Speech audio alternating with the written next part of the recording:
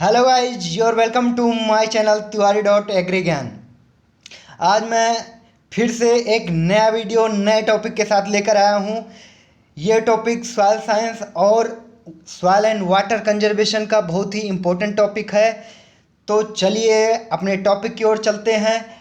मैं इससे पहले बता दूं कि यहाँ पर आपको किसी भी तरीके से का कन्फ्यूजन नहीं मिलेगा, केवल सॉल्यूशन मिलेगा। जैसा कि मैंने थंबनेल में लिख रखा है, नो कन्फ्यूजन ओनली सॉल्यूशन। तो चलिए अपने टॉपिक की ओर चलते हैं। टॉपिक की ओर चलने से पहले मैं आपको बता दूं कि जिन्होंने अभी तक चैनल को सब्सक्राइब नहीं किया है, प्लीज़ सब्सक्राइब कर लें और लाइक बटन को भी प्रेस कर दें। चलिए आज के टॉपिक की ओर चलते हैं। तो आज का हमारा टॉपिक है, जैसा कि मैंने बताया, land use capability classification. Basically इस टाइप के क्लासिफिकेशन में, लैंड के इस टाइप के क्लासिफिकेशन में हम जानेंगे कि हमारी लैंड या सॉइल खेती करने योग्य है या नहीं है। अगर खेती करने योग्य है तो उसमें कितनी आसानी से खेती की जा सकती है, यानी कितनी आसानी से हम उसमें खाद्यान्न फसलों को ग्रो कर सकते हैं। खाद्यान्न फसलें जैसे दलहन, तिलहन, धान, गेहूँ, फील्ड क्रॉप्स, ये सब आप जान ही रहे हो, बताने की ज़रूरत नहीं है।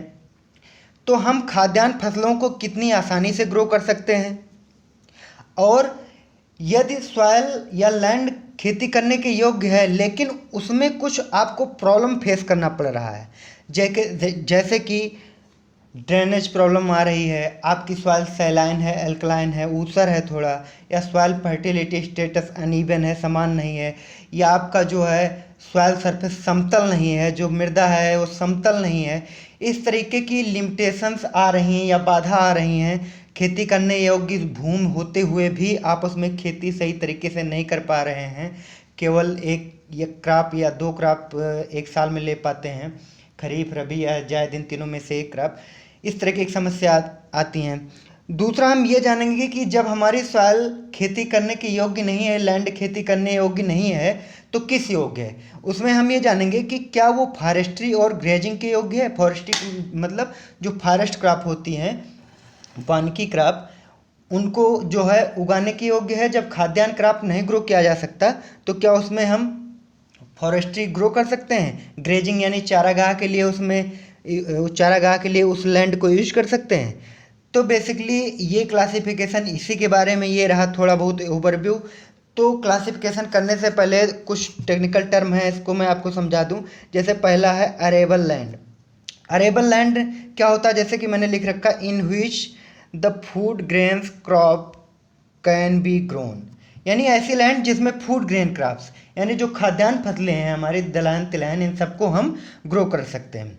और वहीं पर नॉन अरेबल लैंड क्या होती है, आप समझ ही गए होंगे। In which food grain crops can not be grown, जिसमें हम फूड ग्रेन क्रॉप्स नहीं ग्रो कर सकते। तो इसमें हम क्या ग्रो करेंगे जब फूड ग्रेन क्रॉप नहीं ग्रो कर सकते। तो इसमें हम देखेंगे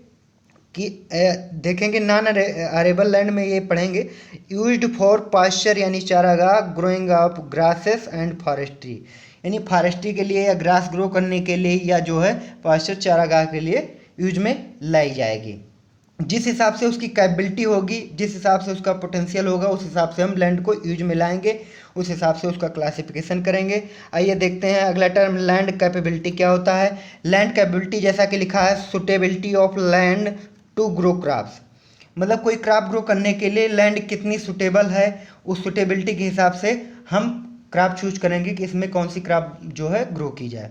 उसके बाद लिमिटेशंस क्या होती है। लिमिटेशंस यहाँ कहने का मतलब है, जैसे कि मैं यहाँ लिखा हूँ, the problem that have to be faced during growing of crop such as slope, soil erosion, salinity, alkalinity and drainage it's.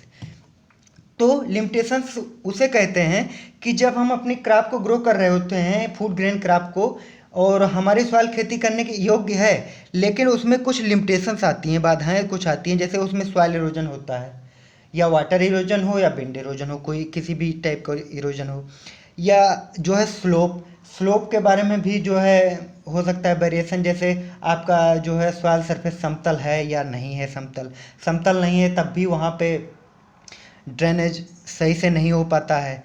और जो है सैलिनिटी, आपकी सॉइल सैलाइन है, अगर समुद्र के किनारे है तो उसमें सैलिनिटी डेवलप हो जाएगी।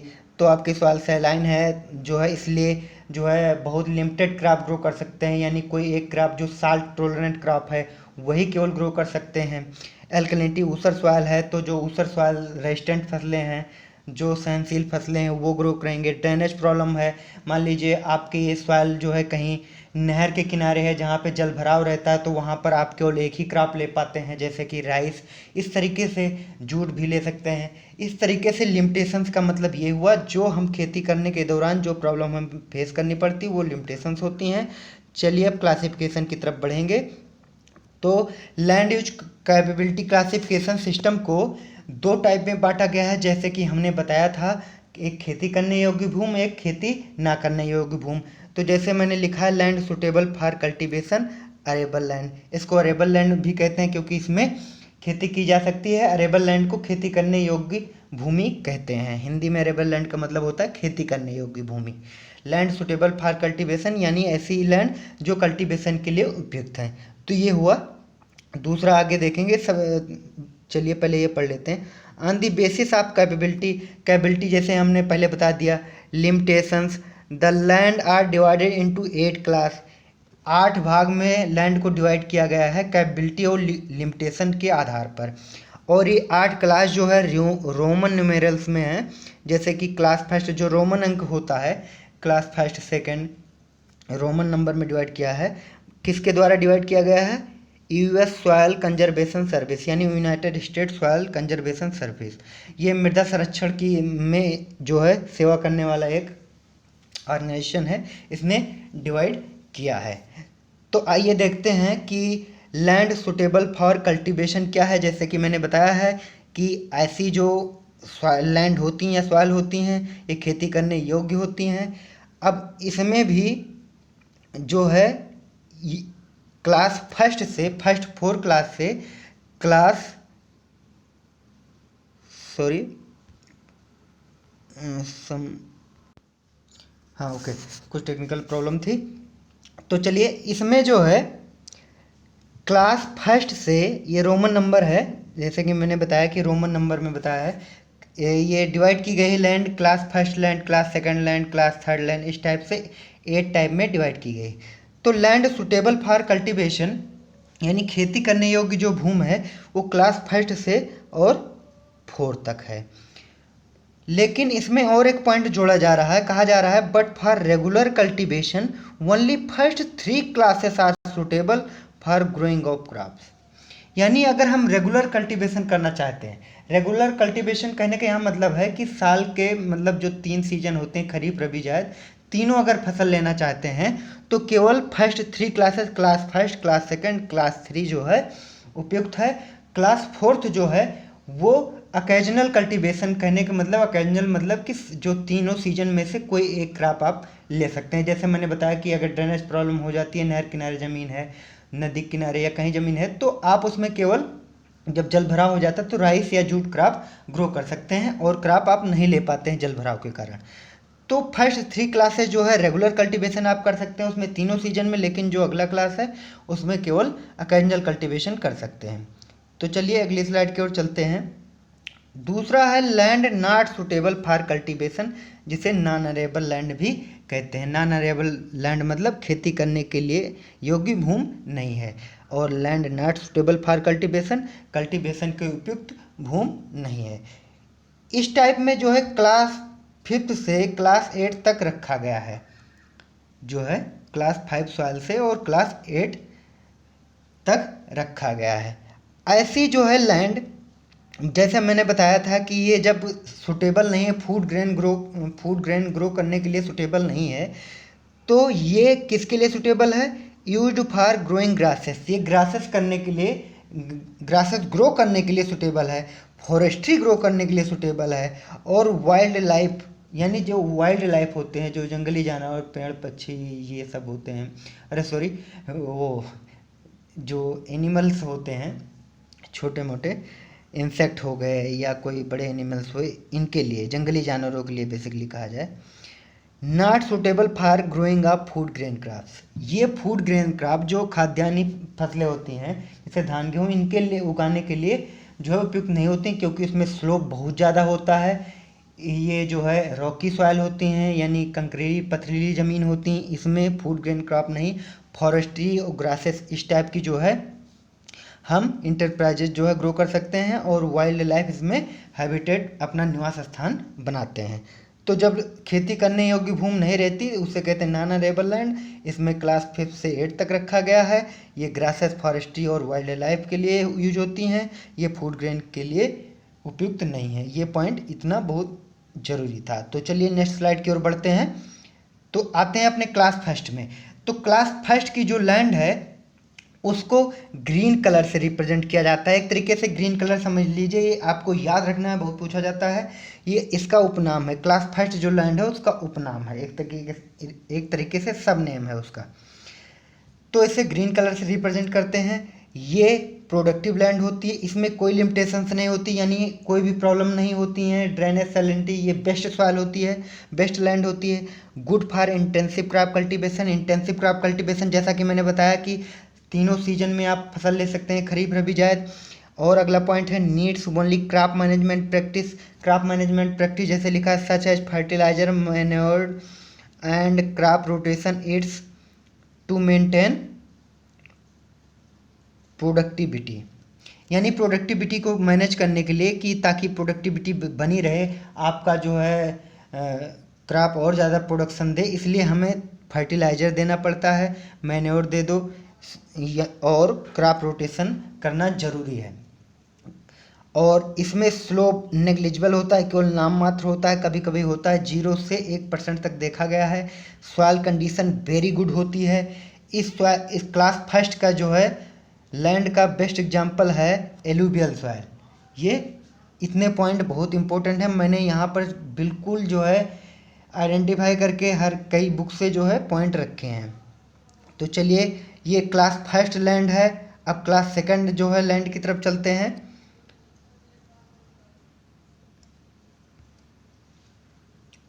क्लास सेकंड की जो लैंड है उसे येलो कलर से रिप्रेजेंट किया जाता है, जैसे मैंने कलर दे रखा है येलो कलर। इसमें स्लोप थोड़ा ज़्यादा हो जाता है, 1 to 3%, 1 से 3% हो जाता है। यहाँ कहा जा रहा है जब आप क्लास सेकंड में घुसे, यानी फर्स्ट क्लास की थी तो वो तो नंबर 1 की लैंड होगी ही। अब सेकंड थोड़ा उसका स्तर गिर गया, ग्रेड उसका गिर गया थोड़ा। तो इट है सम लिमिटेशन, थोड़ा बहुत लिमिटेशंस होता है। सच ए जेंटल स्लोप, यानी मामूली सा स्लोप, हल्का सा स्लोप होता है, हल्का सा स्लोप होता है, जैसे 1 to 3% मैंने यहाँ दिखाया है। मॉडरेट इरोजन, थोड़ा बहुत इरोजन भी होता है, लेकिन उससे कुछ खास फर्क नहीं पड़ता। एंड लिटिल सैलिनिटी, थोड़ी बहुत भी सैलिनिटी होती है, अल्कलिनिटी भी थोड़ी बहुत होती है, जो कहीं ना कहीं थोड़ा बहुत क्रॉप को चॉइस करने में, कि अब यहाँ पर जब अल्कलिनिटी और सैलिनिटी हो जाती है तो हमें क्रॉप को थोड़ा चूज करने में कि साल्ट टॉलरेंट क्रॉप कौन सी है, जैसे बारले है, शुगर बीट, इसी टाइप की क्रॉप को हमें चूज करना पड़ता है, और अपनी इच्छा अनुसार हम क्रॉप को चूज नहीं कर सकते। इस टाइप की जब थोड़ा बहुत लिमिटेशन इसमें हो जाती है। उसके बाद आगे कहा जा रहा है रिक्वायर्स मॉडरेट कंजर्वेशन प्रैक्टिस। इसमें थोड़ी बहुत कंजर्वेशन प्रैक्टिस जो है, सॉइल को कंजर्व करने के लिए प्रैक्टिस करनी पड़ती है, जैसे like strip cropping. Strip cropping क्या है? Contour tillage, crop rotation. Crop rotation तो आप लोग जानते हैं, फसलों को जो है अदल बदल कर बोना, यानी जो है एक बार दलहन तो एक बार जो है धान गेहूँ इस टाइप फील्ड क्रॉप, और एक बार डीप रूटेड क्रॉप जो है दूसरे सीजन में फिर सैलो रूटेड क्रॉप। तो ये सब क्रॉप रोटेशन में बहुत सारे जो है फीचर्स हैं। चलिए इसमें आते हैं। स्ट्रिप क्रॉपिंग क्या होती है, मैं आपको बता दूं। स्ट्रिप क्रॉपिंग ये होती है कि जैसे इरोजन कंट्रोल करने के लिए स्ट्रिप क्रॉपिंग की जाती है, तो उसमें ये होता है कि एक रो जो है इरोजन रेजिस्टेंट क्रॉप की जो है उगाते हैं, दूसरी रो हम जो है इरोजन परमिटिंग क्रॉप की जो है उगाते हैं। जैसे एक रो में हमने उगा दिया मान लो मूंग या उड़द, जो दलहनी फसलें हैं, इनकी रूट जो है डीप रूट मूसला जड़ होती है, टैप रूट सिस्टम इसमें होता है, तो ये इरोजन को कंट्रोल करती हैं। दूसरे में जो है हमने जो है धान गेहूँ इस टाइप के कुछ सैलो रेटेड यानी एडवेंटिटियस रूट लगा दिया। ऐसे ऐसे हम करते चले जाते हैं। फिर वही प्रोसेस शुरू कर दिए डीप रूटेड क्रॉप यानी कवर क्रॉप जिसे भी बोल सकते हैं आप।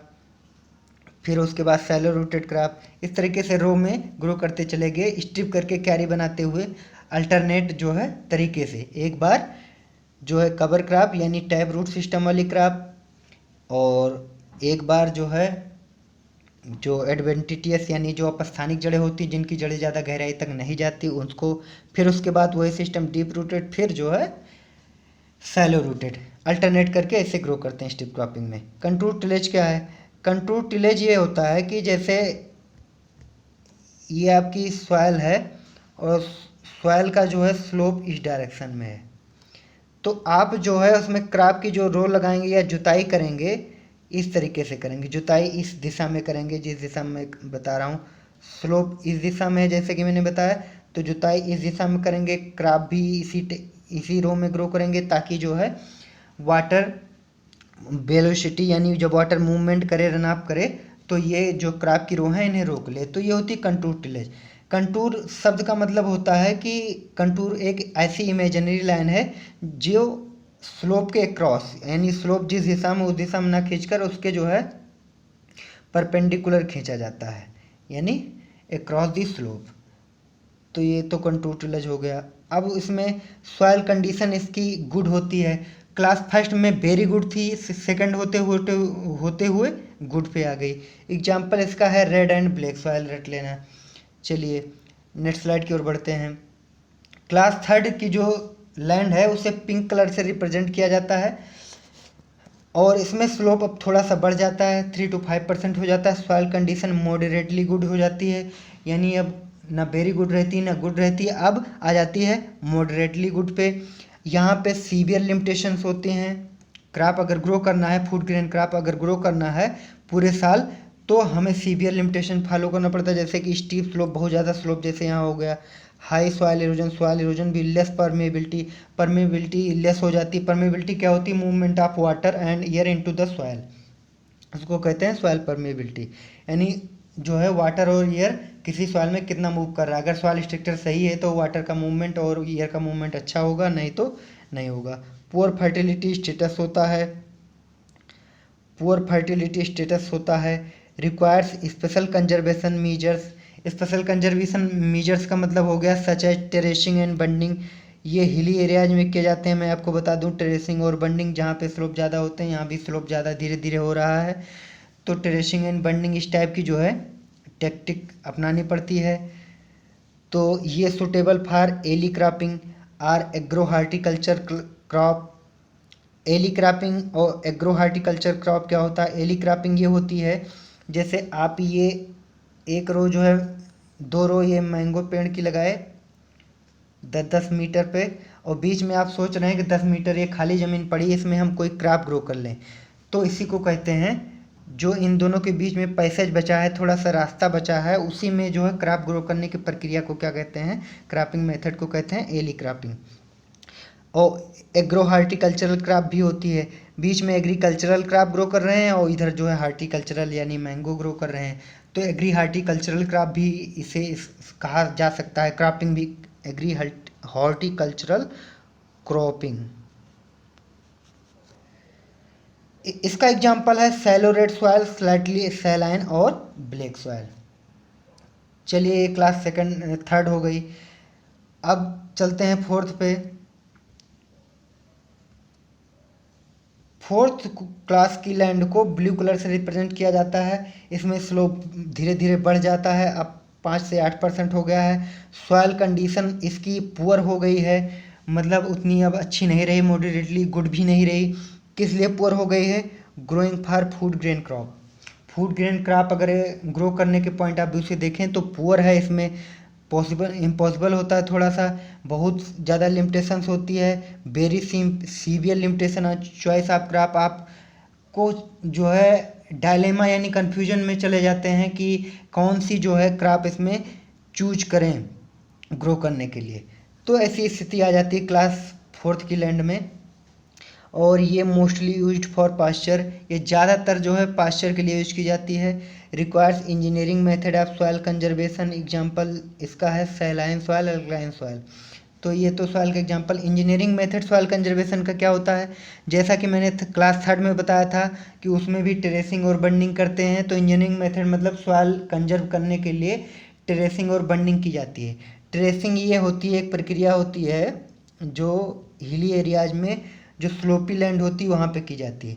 टेरेसिंग क्या करते हैं, जब इस तरीके की लैंड है आपकी, ये सॉइल सरफेस है, तो मान लो ये हिली एरियाज है, पहाड़ी है, तो आप यहाँ पर खेती करने चाहते हैं इस पर, तो आप क्या करेंगे कि यहाँ से जो है 45 डिग्री की जो है लैंड को कट करके और यही जो मिट्टी निकलेगी ये यहाँ फिल कर देंगे। तो देख रहे हैं ये इतना एरिया जो है बराबर हो गया, सरफेस जो है समांतर हो गया। यहाँ से कट करेंगे, यहाँ से फिल करेंगे, ये तो होता है ट्रेसिंग। और बंडिंग क्या होता है, मैं आपको बंडिंग भी बता दूँ। बंडिंग में क्या होता है, इस तरीके की लैंड है तो थोड़ा बहुत आप लैंड को समतल करने के लिए यानी इवन करने के लिए बंड यानी मेड़ बना देते हैं थोड़ी दूर दूर पर, ताकि यहाँ जो है वाटर बिन मूवमेंट करने लगे तो रास्ते में उसे बंड मिल जाए और मूवमेंट नीचे न कर पाए और इन्फिल्ट्रेट करे, यानी वाटर इन्फिल्ट्रेट करे जिससे वाटर टेबल हाई हो। तो चलिए अगली स्लाइड की ओर बढ़ते हैं।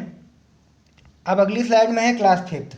तो मैंने जैसे कि बताया था कि जो सेकंड ग्रुप है land not suitable for cultivation, तो ये सेकंड ग्रुप वाले में क्लास 5th से क्लास 8 तक की जो है लैंड को रखा गया है। और क्लास वो फर्स्ट ग्रुप में लैंड सुटेबल फॉर कल्टीवेशन, उसमें क्लास 1st से क्लास 4th तक की लैंड को रखा गया है। अब आइए जानते हैं land not suitable for cultivation, इसमें क्लास 5th से क्लास 8 तक है। ये लैंड जो होती हैं कल्टीवेशन के लिए यानी फूड ग्रेन क्रॉप को ग्रो करने के लिए योग्य नहीं होती, लेकिन फॉरेस्ट्री को ग्रो करने के लिए योग्य होती हैं।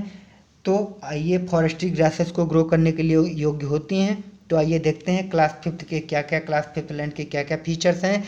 इसे डार्क ग्रीन कलर से रिप्रेजेंट किया जाता है, जैसे कि मैंने ये फॉन्ट का कलर दे रखा है। स्लोप इसमें बहुत ज़्यादा हो जाता है 8 से 12%, तो यहाँ पे फूड ग्रेन क्रॉप इम्पॉसिबल ही है। जैसे फॉरेस्ट्री क्रॉप जैसे आम, नीम, बबूल इस टाइप के प्लांट जो है ग्रो कर सकते हैं। मैंगो, नीम और अकेशिया इस टाइप के प्लांट, यूकेलिप्टस इस टाइप के ग्रो करते हैं। इसे ये नॉन अरेबल लैंड होती, यानी इसमें खेती करने योग्य भूमि नहीं होती। खेती करने योग्य मतलब जैसे फूड ग्रेन क्रॉप ग्रो करने योग्य नहीं होती, फॉर फूड ग्रेन क्रॉपिंग जैसा कि मैंने लिखा है। और उसके बाद सॉइल कंडीशन इसकी भी वेरी गुड होती है। अब फिर आप जैसे क्लास 1st में जो है क्लास 1st की सॉइल वेरी गुड होती थी, लेकिन किसके लिए, फूड ग्रेन क्रॉप को ग्रो करने के लिए। यहाँ क्लास 5th की सॉइल वेरी गुड है, लेकिन किसके लिए, पास्चर और ग्रेजिंग को ग्रो करने के लिए विदाउट लिमिटेशन। यहाँ पर अगर हम पास्चर और ग्रेजिंग करना चाहते हैं तो कोई हमें बाधा, कोई समस्या नहीं फेस करनी पड़ती और हम पास्चर और ग्रेजिंग या फॉरेस्ट्री जो है ग्रो कर सकते हैं, फॉरेस्ट क्रॉप ग्रो कर सकते हैं। लेकिन अगर हम फूड ग्रेन क्रॉप इसमें ग्रो करना इम्पॉसिबल, क्योंकि स्लोप इतना ज़्यादा है। ये सॉइल स्टोनी और रॉकी सॉइल होती हैं। Pond area soil where drainage is not possible, जहाँ पे जल निकास की सुविधा उपलब्ध नहीं है। एग्जाम्पल इसका है एरिड और रॉकी सॉइल। तो आई होप आप ये समझ गए होंगे कि ये कैसे शुरू हुआ। जैसे क्लास 1st से क्लास 4 तक आते आते पुअर हो गई थी सॉइल की condition food grain production point of view से, वैसे क्लास 5th से 8 तक जाते जाते सॉइल की कंडीशन जो है भी पुअर हो जाएगी पास्चर, ग्रेजिंग और फॉरेस्ट्री के प्रोडक्शन पॉइंट ऑफ व्यू से। तो चलिए क्लास 5th हो गया, क्लास 6 की ओर चलते हैं। क्लास 6 में है, क्लास 6 में है आपकी ये, इसे ऑरेंज कलर से रिप्रेजेंट किया जाता है और इसमें स्लोप जो होता है 12 to 18% होता है और सॉइल कंडीशन जो होती है वो गुड होती है। 5th में वेरी गुड जो है, 6 में गुड। अब वेरी गुड से गुड पे आ गया, उतना अच्छा नहीं है, मतलब ग्रेजिंग एंड फॉरेस्ट्री यानी फॉरेस्ट क्रॉप ग्रो करने के लिए और ग्रेजिंग करने के लिए यानी चारागाह के लिए, तो यहाँ पे गुड है। हैव सम लिमिटेशन, जैसे क्लास 2nd में थोड़ा बहुत लिमिटेशंस आ गया था, वैसे अब क्लास 6 में फॉरेस्ट्री और ग्रेजिंग को ग्रो करने के लिए थोड़ा लिमिटेशंस आ गया for growing of forest crop and grazing. अब इसमें क्या होता है कि गलीज स्टार्ट टू फॉर्म यानी जो गलीज होती हैं, गलीज एक वाटर इरोजन का एक फॉर्म है।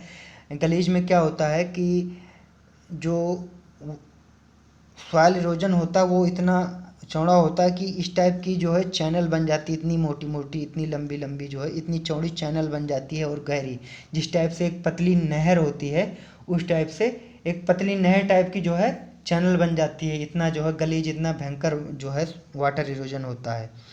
तो गलीज वाटर इरोजन का एक फॉर्म है।